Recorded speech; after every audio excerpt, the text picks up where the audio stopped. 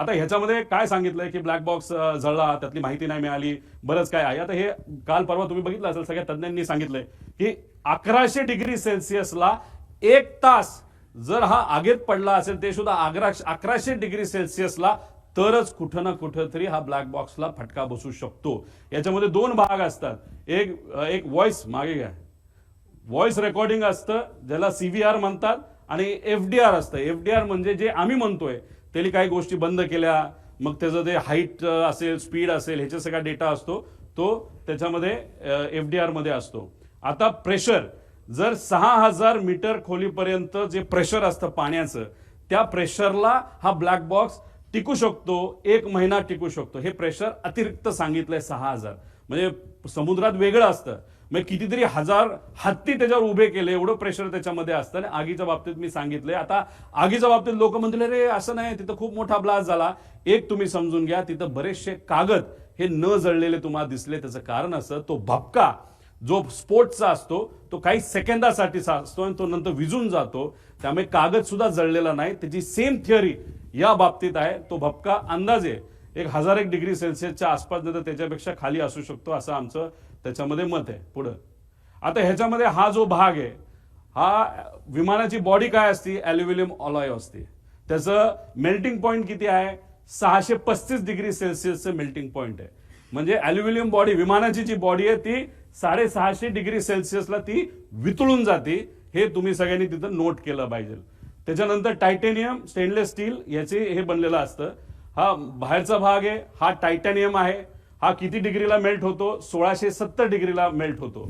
त्यानंतर हे thermal insulation आहे. आणि हा जो भाग आहे हा ॲल्युमिनियमचा आहे. म्हणजे विमानाची बॉडी ज्याची बनली आहे तो भाग आत असतो आणि त्याच्या आत हा ब्लॅक बॉक्स असतो. त्यामुळे हे जे काय सांगतात ना की हे घडलं असेल, ते घडलं असेल, ते जळलं, ती माहिती, हे मॅनिप्युलेशन आहे, असं आमचं ठाम त्याच्यामध्ये त्या ठिकाणी मत आहे. पुढं आता हे कुठं होता ब्लॅक बॉक्स, हा इथं होता. आता या ब्लॅक बॉक्स म्हणजे विमानाच्या त्या बाजूला हा ब्लॅक बॉक्स जर इथं होता तर अरे बॉडी कुठं जळली आहे. इथं केबल सुद्धा आहेत, पुढे केबल पण आहेत, त्या सगळ्या कॉपरच्या केबल आहेत. कॉपरचा मेल्टिंग पॉईंट अजून कमी असतो, त्या सुद्धा तिथं मेल्ट झालेला नाहीत. म्हणजे उगाच कालचं आज आमचं प्रेझेंटेशन आहे म्हणून काहीतरी द्यायचं, म्हणून काहीतरी माहिती काल दिली, असं आमचं त्याच्यामध्ये मत आहे. पुढं हे सगळे उदाहरणं आहेत. ह्याच्यामध्ये हे कुठलं तरी एमिरेट्सचं दिसतंय, एअर इंडिया दिसतंय, हे बँकॉकचं दिसतंय. ह्याच्यामध्ये सगळ्यात मध्ये सेम इंटेन्सिटी, सेम आग, सेम टेम्परेचर सगळं असताना ब्लॅक बॉक्स पूर्णपणे त्याच्यामध्ये मिळालेला आहे. पुढं आता हे बघा, इथं केबल आहे. केबल सगळ्या तुम्हाला दिसतील. अजून तुम्ही व्हिडिओ बघितला तर केबल तशाच्या तशा तुम्हाला दिसतील. हे सगळं आहे. ब्लॅक बॉक्स कुठं असेल, अजितदादांच्या विमानाचा, आणि इथं सगळ्या केबल आहेत. आणि त्याच्या पुढच्या भागाला तिथं काय ठेवलं असेल तर 2 कॅन ठेवले असतील, असं आमचं मत आहे. ते शोधण्याची जरूरत आहे. 90 कोटी रुपये खर्च करून युनियन मिनिस्टर राम मोहन नायडू साहेबांनी काही महिन्यांपूर्वी एक लॅब इनॉग्रेट केली. आता एवढी हाय फंडू लॅब तुमच्याकडे असेल तर तुम्हाला बाहेर पाठवण्याचं काय कारण.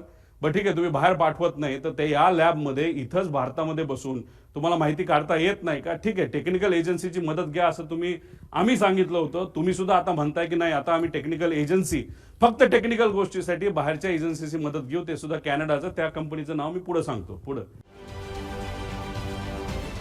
महाराष्ट्रातील सर्व बातम्यांचे विश्वासार्ह व्यासपीठ, सकाळच्या सर्व सोशल मीडिया प्लॅटफॉर्मला लाईक, फॉलो आणि सबस्क्राईब करा. तसंच सर्व नोटिफिकेशनसाठी बेल आयकॉन प्रेस करायला विसरू नका.